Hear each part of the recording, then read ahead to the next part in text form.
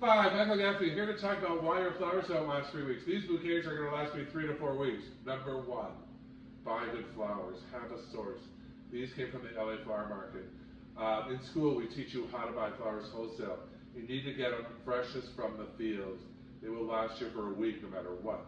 Average American says flowers last 5 days. Number 2, put some bleach in the water to stop the bacteria. What kills these bouquets is bacteria shuts down the drinking straw. Number 3, buy a bottle of Crowning Glory on wholesaler on Amazon. Spray your flowers with it. It seals the surface so they cannot die.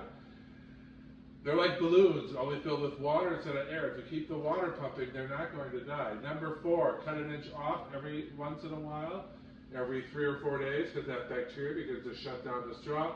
And number 5, when your flowers are wilting, everybody in my class knows this, you soak them underwater for 2 to 10 hours, all the way under. The whole flower, stem and everything. And your flowers that look like this will look like that. Next week they're drooping again, they look like this, they look like that. It's all in the book, Design Star. So go to flowerschool101.com, all the tips are in the book. Your flowers should last you for 2 to 3 to 4 to 5 weeks when you bring them home. Easy.